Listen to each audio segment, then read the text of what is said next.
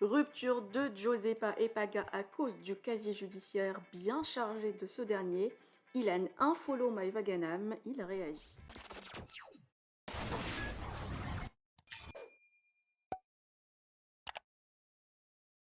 Récemment, des casiers judiciaires de certains candidats de télé-réalité ont été révélés comme Maeva Ganam, Ilan, Greg et récemment Paga.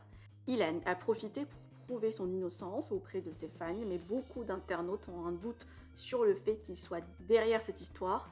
D'autant plus, les casiers ont été révélés quelques temps après la rediffusion de TPMP sur les accusations d'agression de ce dernier et aussi un live où le candidat dérape complètement et dit clairement que ses relations avec Adixia et Isabeau étaient uniquement pour soigner son image.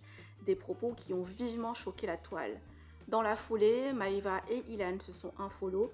Le casier judiciaire de Greg a aussi fait beaucoup réagir, ainsi que celui de Paga. Josepa et ce dernier se sont vivement disputés.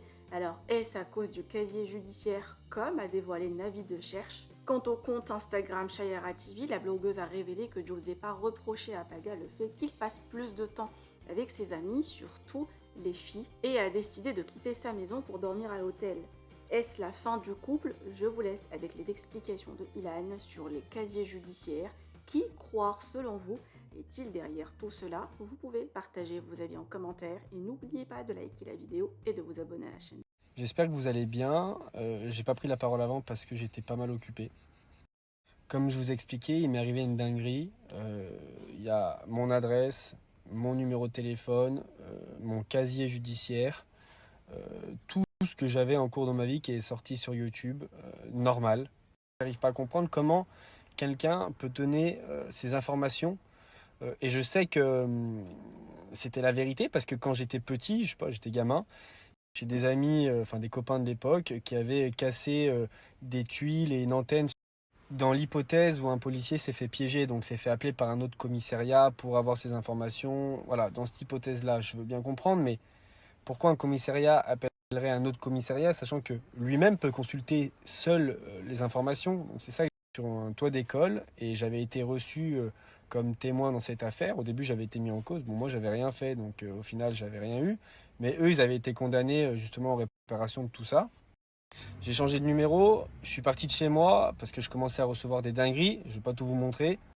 Dans mon malheur, ça prouve que voilà, y a rien contre moi. Voilà, je vous le dis. Les médias, les journalistes, tout le monde peut dire ce qu'ils veulent, les blogueurs, ce qu'ils veulent.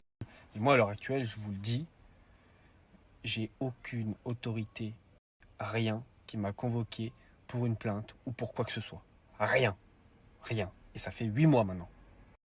En revanche, j'ai encore été accusé par certains blogueurs, et c'est là que ça devient grave, que c'est moi qui a organisé ça. Comme si moi, Ilan, je pouvais consulter le fichier, le casier judiciaire de chacun. N'importe quoi. Bientôt, il va y avoir une météorite qui va tomber sur le monde, et ça va être de ma faute. C'est moi qui aura organisé ça pour prouver que... Mais à un moment donné, il faut arrêter. Ça devient n'importe quoi. J'y suis pour rien. Si le casier judiciaire de certains ou de certains il sort, et en plus il y a des dingueries, c'est pas mon problème en fait. Mais là, j'ai plus l'état psychologique que j'avais avant. Maintenant, je me laisse plus faire. Donc c'est simple. Les blogueurs, je les ai attaqués pour diffamation. J'ai demandé la suppression de leurs réseaux sociaux. Donc je vais pas vous lâcher. Même si ça prend des années, je vais pas vous lâcher. On connaît quelqu'un qui a réussi à faire ça il y a pas longtemps. Donc maintenant que je sais que c'est possible, j'ai entamé les mêmes démarches. On m'a demandé de répondre aussi par rapport à certains casiers judiciaires de certains candidats qui est sorti. C'est pas mon problème. Je vous le dis, ça me regarde pas. Chacun balaye devant sa porte. Ce qu'ils ont fait dans leur vie ou ce qu'ils n'ont pas fait, ça me regarde pas. Après, en réalité, je sais pas comment ces infos ont pu sortir. Moi, j'ai fait un signalement IGPN parce que c'est la seule chose que je peux faire. S'ils arrivent à faire supprimer ces vidéos, tant mieux. S'ils n'y arrivent pas, tant pis, c'est comme ça. De toute manière, j'ai changé de numéro et je vais changer d'adresse. Je vais pas essayer de vous convaincre. Pensez ce que vous voulez à la limite. J'ai quand même reçu beaucoup de messages positifs et je tiens justement à vous en remercier parce que je lis quasiment tout et ça fait chaud au cœur. Donc merci beaucoup. Et pour les haters qui trouvent toujours quelque chose à dire, de toute manière, qu'est-ce que vous voulez que je dise? Et dernier petit message concernant mon orthographe. Les amis, je vous le dis, je suis pas allé à l'école super longtemps, je suis très nul en orthographe, je fais des fautes, j'en ferai encore.